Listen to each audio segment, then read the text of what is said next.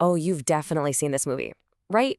Whether it's a lone samurai, a gritty cowboy, or some tough-as-nails gangster, that story is an absolute classic. But here's the kicker. What if I told you that all those amazing films, every single one of them, can be traced back to just one book? A book that's almost 100 years old. Well, today, we're going to pull back the curtain on the secret blueprint for pretty much every modern thriller out there, a novel by Dashiell Hammett called Red Harvest. Seriously, this is the story that kicked it all off, and its fingerprints are everywhere, even if you've never actually heard the title. So let's dive in and see just how deep this rabbit hole goes.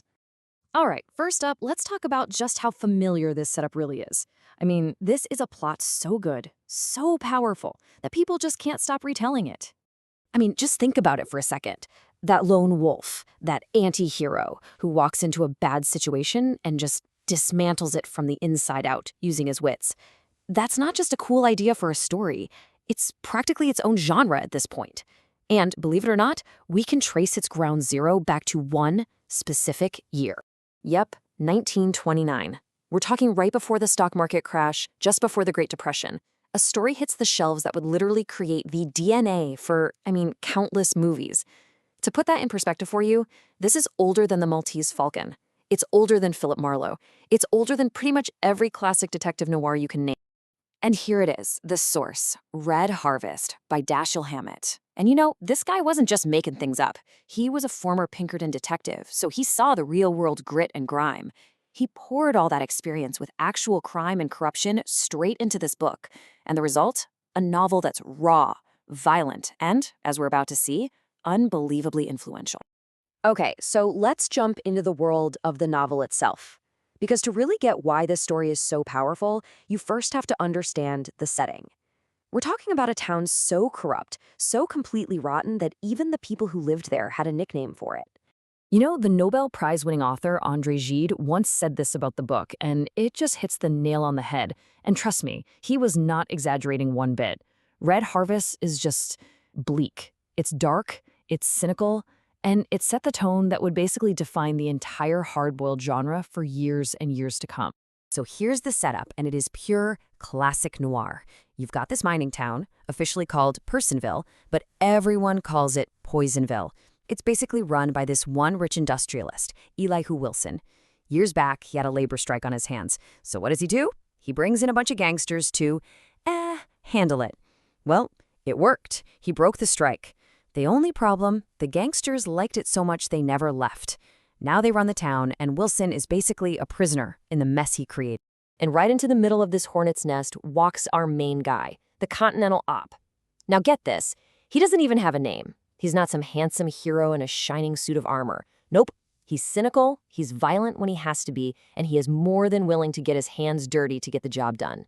This guy, he's the OG, the original hard-boiled detective. The prototype that everyone from Sam Spade all the way to Jack Reacher is based.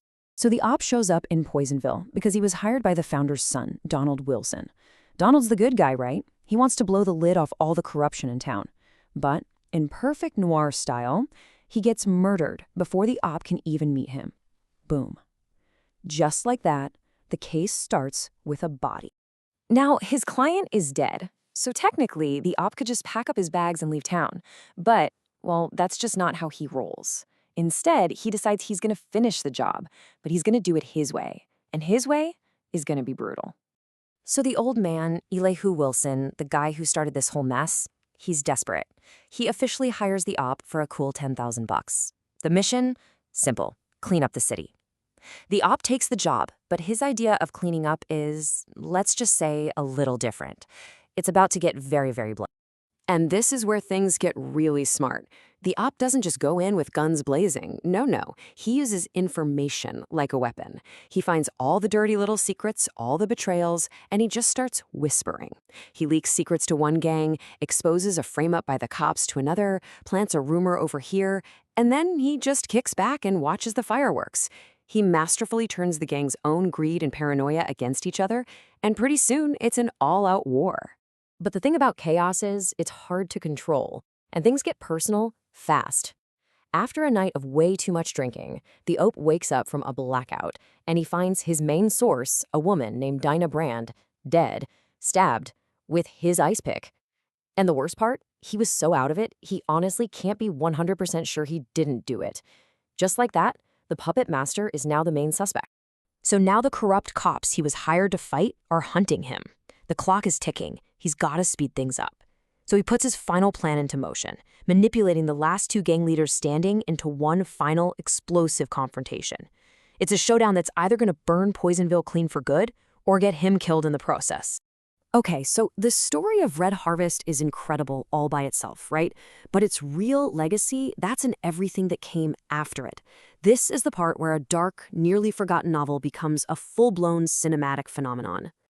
And look, the line of influence here isn't subtle. It is a straight shot. In 1961, the legendary director Akira Kurosawa takes the basic plot and makes his samurai masterpiece Yojimbo. Then, just a few years later, Sergio Leone sees Yojimbo and remakes it as a Western called A Fistful of Dollars. You know, the movie that made Clint Eastwood a star. Fast forward to 1996 and you get Last Man Standing with Bruce Willis, which is the same story again, but with Prohibition-era gangsters. It's literally the same plot, just wearing different hats. And the influence doesn't even stop there. The Coen brothers? Huge Hammett fans. Ever wonder where their first movie, Blood Simple, got its name? Yep, it's a phrase lifted directly from Red Harvest. And their amazing gangster film, Miller's Crossing? I mean, that movie is basically a love letter to Hammett style, with all the complex double crosses and that iconic, snappy dialogue. In fact, here's the exact line from the book. The op feels the town's violence getting to him, changing him.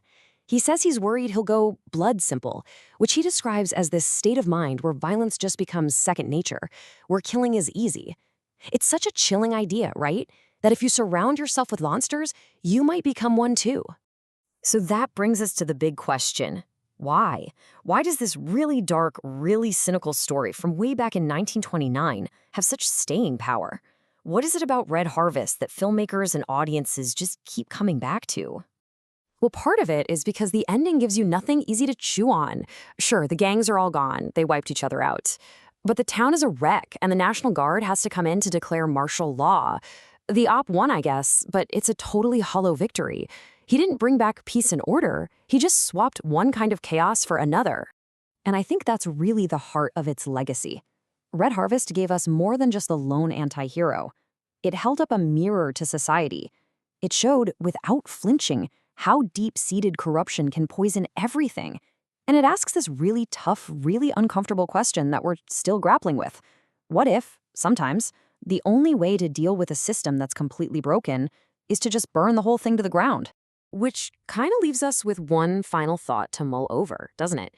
A story from 1929 about a town tearing itself apart because of greed and corruption, where all the official institutions have failed. And the only solution is for an outsider to force a violent reset.